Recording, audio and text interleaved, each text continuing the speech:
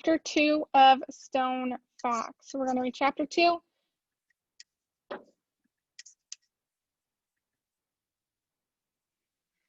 Maybe if it wants to focus.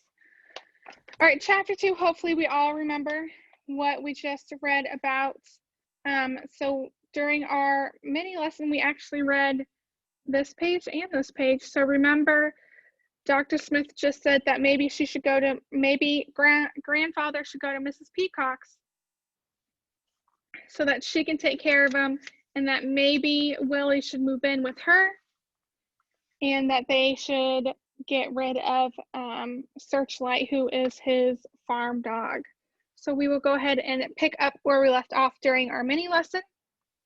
So I'll just go ahead and read the last paragraph that we read.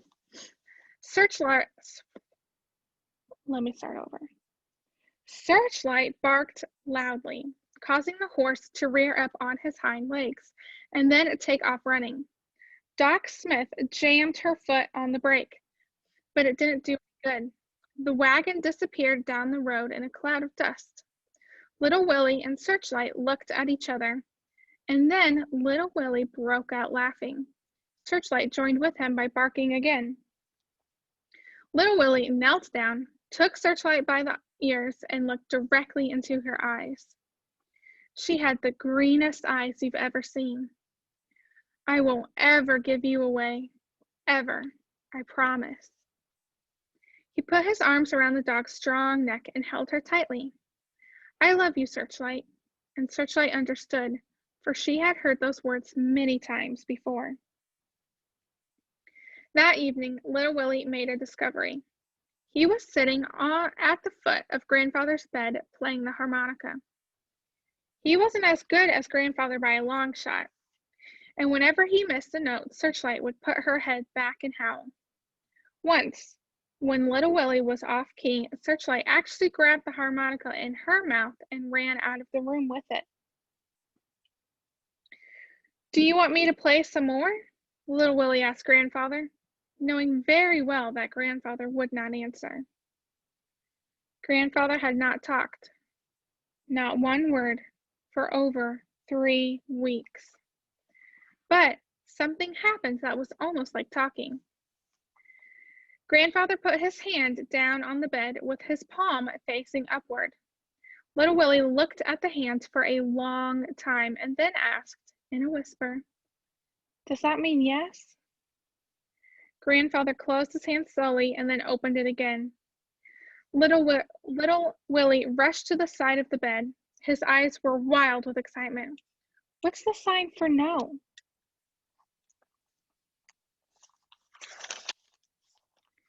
Grandfather returned his hand over and laid flat on the bed. Palm down meant no. Palm up meant yes. Before the night was over, they had worked out other signals in their hand and finger code. 1 finger meant I'm hungry. 2 fingers meant water.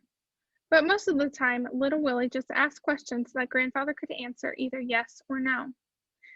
And Searchlight seemed to know what was going on, for she would lick Grandfather's hand every time he made a sign. The next day, Little Willie began to prepare for the harvest. There was a lot of work to be done. The underground shed where the potatoes would be stored until they could be sold had to be cleaned. The potato sacks had to be inspected and mended if need be. The plow had to be sharpened, but most important, because Grandfather's old mare had died last winter, a horse to pull the plow had to be located and rented. It was going to be difficult to find a horse because most farmers were not interested in overworking their animals for any price. Grandfather kept his money in a strong box under the boards in the corner of his bedroom. Little Willie got the box out and opened it. It was empty, except for some letters that Little Willie didn't bother to read. There was no money to rent a horse. No money for anything else, for that matter. Little Willie had no idea they were broke. Everything they had needed since Grandfather took sick, Little Willie had gotten at Lester's General Store on credit against this year's crop. No wonder Grandfather was so concerned. No wonder he had gotten sick. Little Willie had to think of something, and quick. It was now the middle of September. The potatoes they had planted in early June took from 90 to 120 days to mature, which meant they must be harvested soon. Besides, the longer he waited, the more danger there was that an early freeze would destroy the crop. And Little Willie was sure that if the crop died, Grandfather would die too. A friend of Grandfather's offered to help, but Little Willie said no. Don't accept help unless you can pay for it, Grandfather had always said, especially from friends. And then Little Willie remembered something. His college money. He had enough to rent a horse, pay for help, everything. He told Grandfather about his plan, but Grandfather signaled no. Little Willie pleaded with him, but Grandfather just repeated no, no, no. The situation appeared hopeless, but Little Willie was determined. He would dig up the potatoes by hand if he had to. And then Searchlight solved the problem. She walked over and stood in front of the plow. In her mouth was the harness she wore during the winter when she pulled the snow sled. Little Willie shook his head. Digging up a field is not the same as riding over snow, he told her. But Searchlight just stood there and would not move. You don't have the strength, girl. Little Willie tried to talk her out of it, but Searchlight had made up her mind. The potato plant grows about 2 feet high, but there are no potatoes on it. The potatoes are all underground. The plow digs up the plants and churns the potatoes to the surface, where they can be picked up and put into sacks. It took Little Willie and Searchlight over 10 days to complete the harvest. But they made it. Either the dirt was softer than Little Willie had thought, or Searchlight was stronger because she actually seemed to enjoy herself.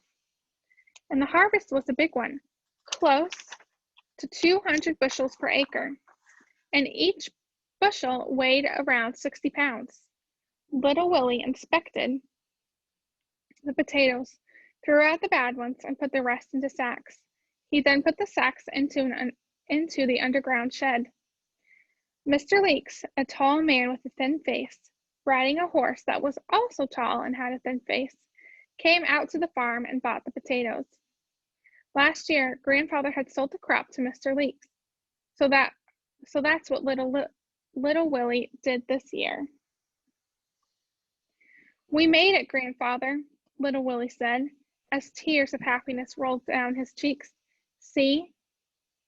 Little Willie held up 2 handfuls of money. You can stop worrying. You can get better now. Grandfather put his hand down on the bed. Palm down meant no. It was not the crop he'd been worried about. It was something else. Little Willie had been wrong all along. And that's the end of chapter 2.